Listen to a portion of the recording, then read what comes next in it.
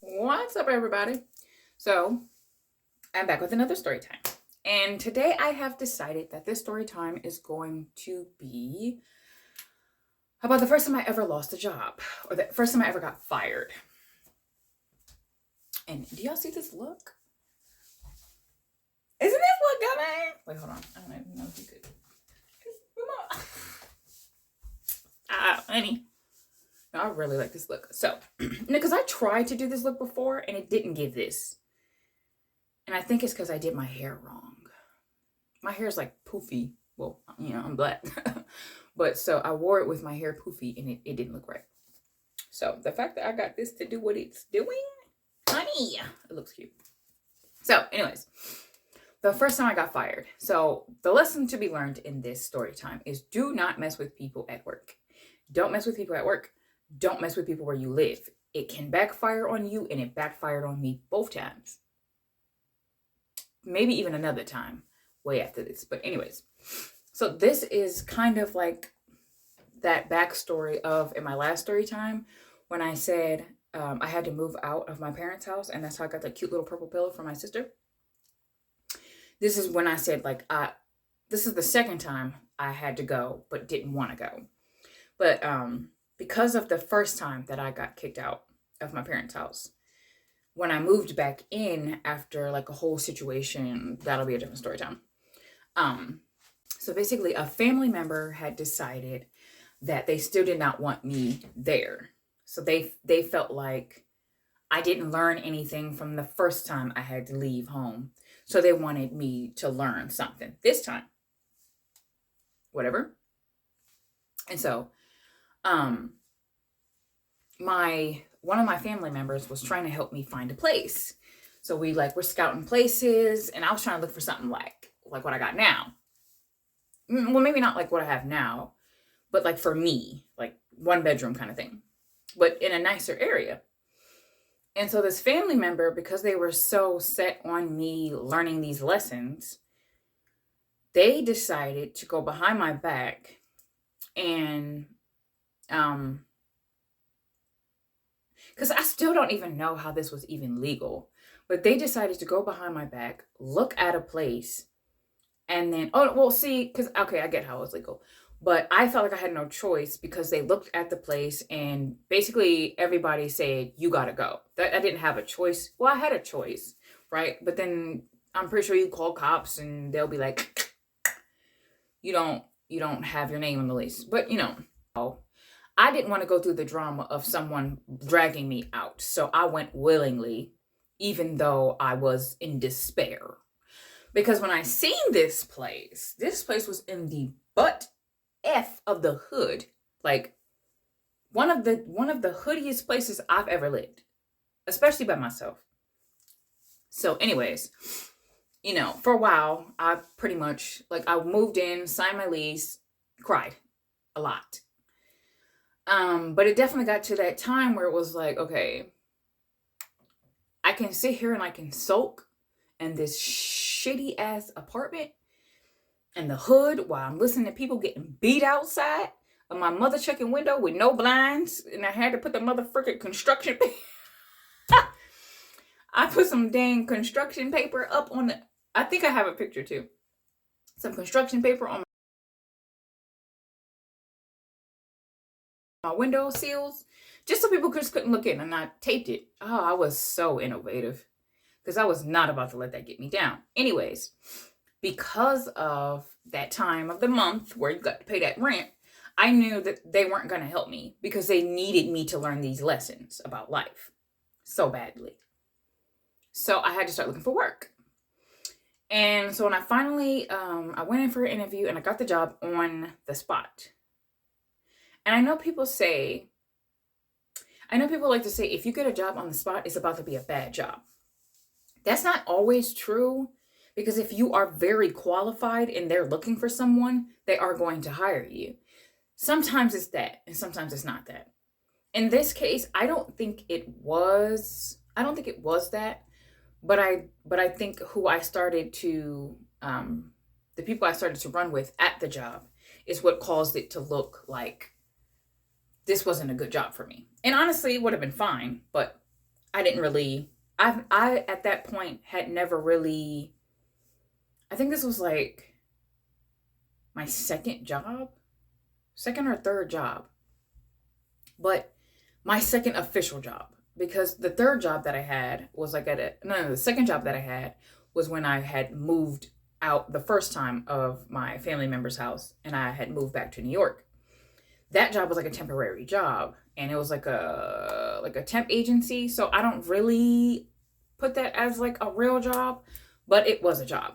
So the job that I got then was technically my second official job, but third if you want to count a temp agency. So I was excited, and because this outfit is kind of in the I don't know how to say what I'm trying to say, but this is kind of how I would dress. Not these kind of fishnets, because you know how people like to say what people like to say about fishnets. But I was pretty much like, I was so excited that I got to dress in like pencil skirts in office wear, basically. I was excited about dressing in office wear because that's the kind of style that I've always naturally liked. Like I would love to just wear that all the time. But back then, I didn't have it in me to be like, what I want to do is what I'm going to do. So it was nice to get to, enjoy my fashion in a office setting and not be judged. And people looking at me like, oh, you bougie. Because it ain't like I won't put some freaking sweatpants on and rock some sneakers. It's just, this is my preferred look. So I was having a field day. I stopped crying every goddamn night. What is this sticking out my daggone thing? I was just excited. I was really excited, but I was also young. So you got to learn the tricks of these trades. So of course, with my excitement, I'm like, oh yeah, they thought they was going to have me crying all the time. Like, I got this job now. I'm finna be on one. I'm finna be on one. So I was excited. I went into this job very, what people would say naive. People consider me naive because I'm always very like bubbly, or I don't want to say like I'm loud, but goofy, silly, excited. I don't know. I've always been excited about life until I'm not. But then I get back excited about life again. So I was very excited about life. My mistake. Not my mistake. Just how you go about it has to be with a lot of discernment. Yeah, that's what I'm looking for. I didn't have discernment back then. People thought I was naive, but I wasn't. I was very aware how people were, how people ran, how people think, how people will use you. It's just that I don't automatically assume everybody's like that. Because why would you be? You know what I mean? Like, people used to ask me, like, if I'm randomly happy about something, people used to ask me, what you so happy about? And I'd be like, life. Like, what's not to be excited? But when I was younger, like I said, I didn't have the discernment to see that everyone doesn't want you to be as excited as you are. So anyways, I just, I was meeting everybody. I was having a good time. And it was one of those, I had the position of like a receptionist / supervisor. So like I'm at the receptionist desk. I did like, answering calls, files, data, kind of like office assistants kind of job or kind of work. And then other times you would have to like answer calls, not answer calls, but like if somebody's doing a call and they would like verify and they would need you to verify, and then they would consider you, oh, my supervisor's going to verify this, whatever that business was. I don't know if I was supposed to be saying stuff like, for legal purposes. I don't think that matters, but whatever. So I would just basically have to verify like donations. I would have to verify that the person's donating this amount of money and like they're officially signing off on it. Like nobody made you, right? Like that kind of thing. So I pretty much have to stand over coworkers a lot. Why they had it that way, I don't know. I don't know why they couldn't be like, doop, doop, doop, and I'll put you on hold. And then the call would come to us, the supervisors or the receptionist. And then we'd be like, I don't know. Maybe it was easier because, they had to check out the paperwork. But I don't know. It just seemed kind of weird to constantly be standing over coworkers. But I was so extroverted that, like, it didn't bother me. But it did start to get other people's attention, which is crazy because it's like, I didn't make it this way. They made it this way. The people, they made it this way. And it's not like I was the only girl who was doing that.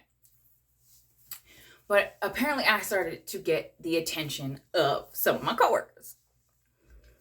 And for the most part, I was so busy thinking about proving that I could freaking do this by myself. I don't need nobody's help. I don't need family's help because I was sick and tired of this. I'm like, okay, the first time y'all kicked me out wasn't even because of something that I did. It was because of something that I didn't want to do. And that thing that I didn't want to do, nobody should be doing.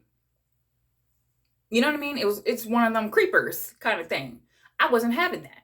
So because I stuck up for myself, they kicked me out. So it's like, okay, I went out, I lived my life, and I kind of went through a situation with my first love.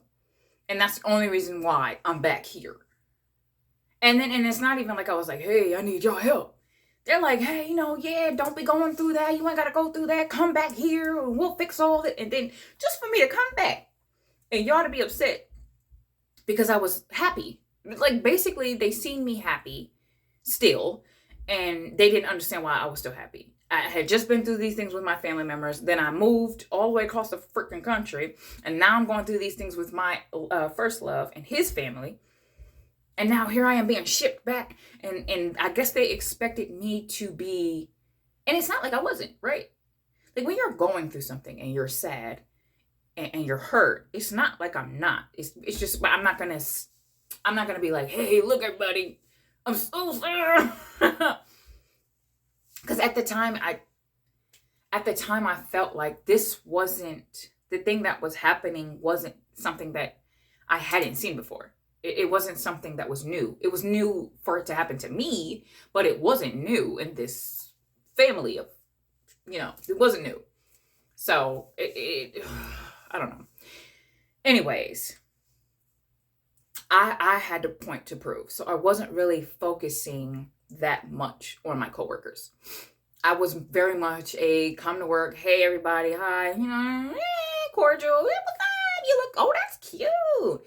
And then do my work, clock out, go. Because, that's what the hell you're supposed to be doing. But I made the mistake of noticing one particular coworker that was noticing me. And what am I going to call him? I'm going to call him Ajax. I swear, every time I make a name, when I first make them, I'm going to laugh because I'm literally taking, the names I'm making is out of statements that someone said to me sarcastically or at a time when they were being a-holes and they said something, and I'm taking whatever they said or whatever they're from or whatever they've done or whatever, and I'm taking like a split out of that word and I'm making it their name. So he's going to be Ajax. And y'all find out. Maybe not in this story time. Yeah, maybe not in this story time, but it will come up. It'll come up in another story time. So I'm gonna call him Ajax, or we call him Ajax, Jax, whatever. So I started to notice that Ajax was noticing me, and I probably only had like one boyfriend at that time, the one that I had just left, and I was dating. I was definitely dating. But no serious relationships or anything like that. So I'm pretty sure I was still thinking like when a man noticed me and he was cute, I'm okay. But I wasn't really giving it like too much play because I don't know him. I don't know if he already has a wife or a girlfriend or maybe he's gay. So I'm just like, I'm noticing him notice me. And I remember like a few times he would just try to like say random things. Because back then I used to smoke cigarettes. So I would stand outside of like the office building and I'd be like on this little terrace and they had like a ashtray and I would be like smoking. And so he'd like walk. So he would like walk by when he's leaving work because we didn't always leave at the same time, or we didn't always come in at the same time. And he'd be like leaving. And I remember this one day I was like smoking, whatever, and he's leaving and he goes, "Oh, you smoke?" And I'm like, "Yeah." Because I want to say this is at the time where people were still openly smoking cigarettes. I quit like 4 years ago. Look, so like we lock eyes and he gives me this look because like I'm looking off when he finally passes by me. He's going down, going towards the elevator to go down. And so I'm like, it's something about, I have a hard time looking people in the eyes. Like, I don't even know if it comes off now. And I always was told that it's because I'm a liar. It's because I'm a liar, or like, oh, you nervous. And so I kind of would internalize, not the liar part, because I know if I'm lying or not, duh. But I would always internalize, like, am I nervous? Like, am I weird for not looking people in the eyes? Not that I'm older. I don't really I don't let it affect me. If I don't want to look you in the eyes, then I'm not going to fucking look you in the eyes. Like, what are you going to do? You going to make me? No. So I realized that the reason why I don't like looking people in the eyes, because sometimes, especially with men, it almost feels like if I lock eyes with them too long, I can feel them trying to enter my energy. And like, honestly, that's a lot of the times how men have gotten me. Like that look. Not that weird sexual look they do then. What's up? Not that. Oh my God, not that. But like that look where it's like I don't know how to do it. If I'm being honest, it probably could still get me, but just get me in the way like I'd look back like, okay. but I'm not about to get in the whole relationship with you because you stared at me cute. So he gave me the look. And I can't show how I can do it back. I just know that when it happens, I'm doing it back. So then it feels like we're energetically, you know what I mean? So it feels like energetically we tying. So he gives me this look, and it's not often I get that look, or it's not often that someone gives me the look and I reciprocate it unknowingly. Like I know it, but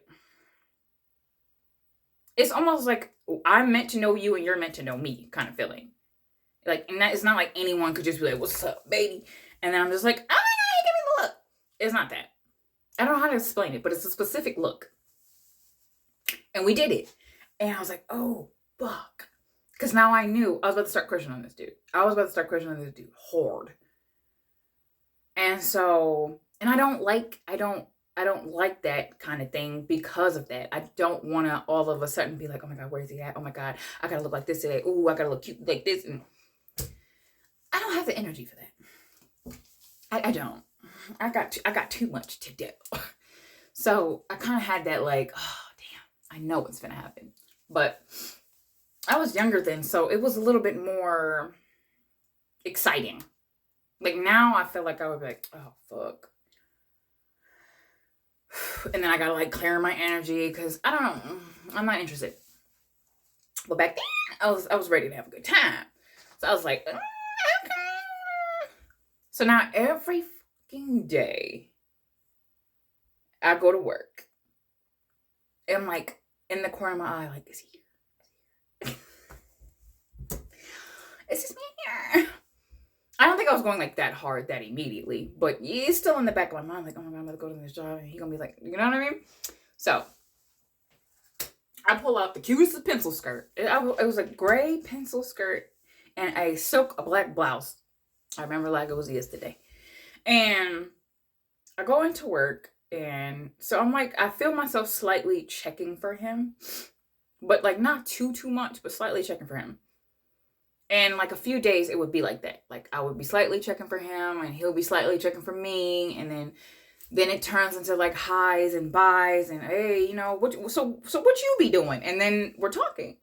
So then when he gets his little call that he has to confirm, if it ended up being me the day that I wore the gray pencil skirt and the silk dress shirt. So it's like there was time in between the look and this day where we're locking eyes, blah, blah. So when this day comes,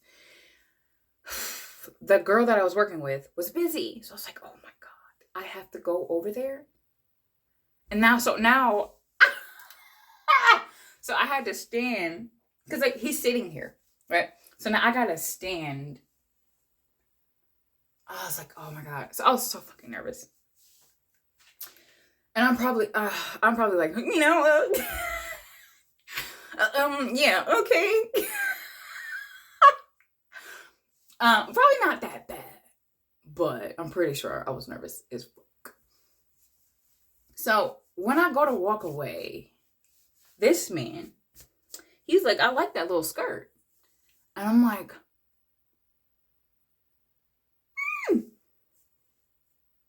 like, so I have a walk, right? I used to model, so I have a walk. And if I'm not paying attention to my surroundings, that walk comes out. So it might look like I'm switching. I don't switch, or at least not purposely. But like, you know how you got that walk where your hips like bow, bow, bow. But when I feel someone staring at me, or I know someone's watching me, I feel like my walk gets like real. It gets real like, oh shit. Like I'm holding in my, oh shit. Like I'm holding in my cheeks. I was like, oh God, oh no. I hope I didn't do that. But I felt like I did. Like I got real nervous. So I just like laugh and try to like turn around like, oh my God, stop. I didn't say, oh my God, stop. That sounded so ugly. It didn't sound ugly, but that's not how I talk. So it's probably like more like, can you chill? And he laughs, but because I'm really just trying to get his attention off my ass. So I'm not fucking scooting. But as I'm walking past him, I walk past another coworker. And it's this girl or woman, grown ass woman though. Now that I just thought about it, I think she was pretty older too. So the fact that she even became concerned with me is crazy. But I walked past this. I don't think she was. I think she was Dominican, and it's nothing like against Dominicans or anything like that. But it's my first time dealing with. I'm not Dominican. I'm not black. I'm Dominican. It was my first time dealing with that. But she didn't look black to me. She looked like she was Hispanic or Puerto Rican or kind of like more on the Afro Hispanic side, but not enough for me to be like, oh, are you black? For her to keep telling me that she's Dominican. Okay, like, because I believe you, so you ain't gotta keep telling me that. But so as I'm walking past, because she already seemed like she didn't like me, but she's never said anything to me, so I don't care. But as I'm doing that and I'm walking past her, she gives me this funky look. Like, I was like, ooh, okay. And I keep walking. And then after that, then all of a sudden she starts talking to me. But her talking to me is a little bit more like, yeah, because I'm this and I'm that. And I'm sitting up there with my other coworker, and she's black too. So it got a little uncomfortable because no one asked. No one asked. No one said that you're not that. No one denied. No one, girl, be what you be. You know what I mean? I'm black. That's all that matters. But she kind of like, and so one day she's like doing that, and she's like at our little front reception area. And she's doing that kind of thing again. And another dude that would notice me, it was a white dude. And he comes up and he's like, why are you always talking about what you are? And she's like, well, I'm just letting them know because I don't play. Like kind of that kind of thing. And I'm just like, okay. Okie dokie. And then that's when I think I first noticed that I'm not going to give him a name because it's not like, it's not like that much to him other than that he would just randomly flirt too. But he was like, I want to say he was like 40, maybe like upper 30s, 40s. And he was a very attractive man. Just at that time, like I said, I was 20. I was not thinking about being with some 40-year-old man. I was not thinking about sitting in the house. Not, it's not to say that that's all 40-year-old men do, especially nowadays. But he just looked like that type. He just looked like the type that didn't really do nothing. And I had finally found me outside of a man and family. So a man and family. So I just couldn't see myself sitting up in the house. I was 20. I don't even have to explain that. Hell, mother, no, was I not gonna talk to that man? But we would, oh, you look good today, flirt a little bit. So apparently, she thought he was something too. But somebody she was actually willing to talk to. So they would be flirting. And I was like, okay, maybe that's why she doesn't like me. Or maybe that's why it's coming off that she doesn't like me. Because she probably just had a strong personality and didn't like that I had a strong personality, but kind of the opposite of hers. Because her strong personality was like, and mine was more like,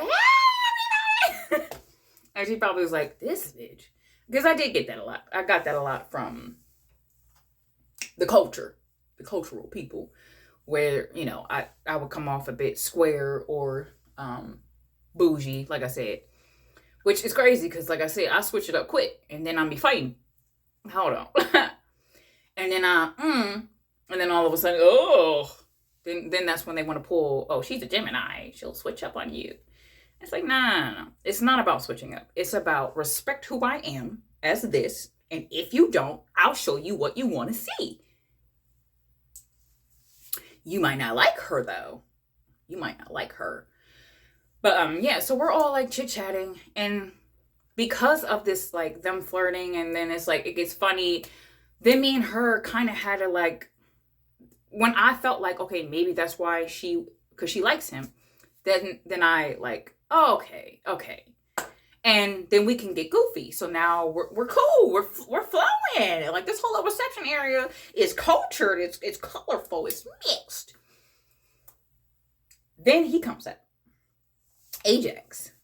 He starts to walk up, and I'm like, oh my God. Because he see everybody having a little fun, and so he starts to walk up. Him and our boss. Because I didn't know that him and our boss were besties. I didn't know that yet. But then they start to come up, and then, what y'all talking about, right? So, like, everyone's still being goofy and things like that, but I feel like I'm becoming a little bit more like, because he keeps looking at me. But then, like, she starts saying something to him, and then now she's flirting with him. She's flirting with him, not the white dude anymore. So then I'm like, but the way she's flirting with him is not the same with the white dudes. The way she's flirting with the white dude felt more like, oh yeah, you could be my sugar daddy. And that's kind of why we were all laughing and joking, because he's like, girl. But the way she's flirting with him is like, oh, you could be my baby daddy. And I was like, oh, damn. So, that's what you're mad at. Because she was going hard.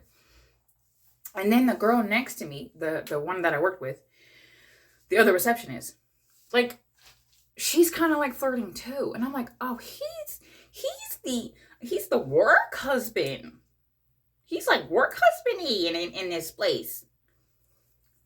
So I kind of felt myself a little like retract, because I'm not really competitive. I'm not the competitive type.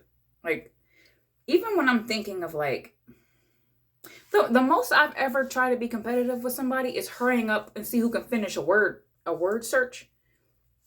A word search thingy. That's probably the most competitive I've ever felt myself. Like, naturally. Because, time passes and I've done some stupid stuff. But at this time, like, what? Me? Like I had a few on my roster. I was not about to sit here and be beefing with these chicks. And I know it's coming off like why would you need, no, they were not, this was very obvious. I want you flirting. Like they weren't holding back. I'm talking like, oh hey, where you been? Oh, you been working out? Oh, nah, I want nothing to do with that. I don't want nothing to do with that. But I could tell that he was trying to make it. I feel like in a way he was trying to make it where like he was pretending like they don't usually touch it. Oh, why are you touching me today? And I'm like, I don't know if I believe that. Because who gets randomly comfortable? You know, a light bulb just went off in my head. I was thinking who would randomly get comfortable with just touching you out of nowhere if they don't always do this. But then I thought about it. It could be me. It could have been me. It's me being there and her trying to be like, yeah, this is my man. Don't touch him. Don't talk to him. I put my head down, was like, it's time to work. So, you know, things started to die down because I'm not really joking anymore. What was it? I'm about to say, what was his name? Like, I'm about to say his name. We're going to call him, for now. Because he is a part of the story time. I'm going to call him Bill. Bill kind of like starts to walk off too, because it's like, okay, now it was very obvious. It was so like in your face. And it's like, okay, we're at work though. So this is getting a little uncomfortable. This is getting a little weird. The way that she's like, oh girl. So he starts to walk off. I'm like, head down in your notes. Don't worry about these folks. So it's like these two are kind of like competing. She's more subtle, but call her Dominique. But she's being like real hands-on. So it's just like, okay. But he kept trying to make it seem like this isn't usual. Why you doing this today? While he's staring at me. I ain't your woman. You ain't got to convince me of nothing. Anyways, day ends. He still does the thing where he's trying to be like a little bit flirty when he leaves. Or I think this day I left first. So he's still trying to be flirty. I'm like, oh, okay, see you tomorrow. Bye. I thought it was going to end at that, honestly.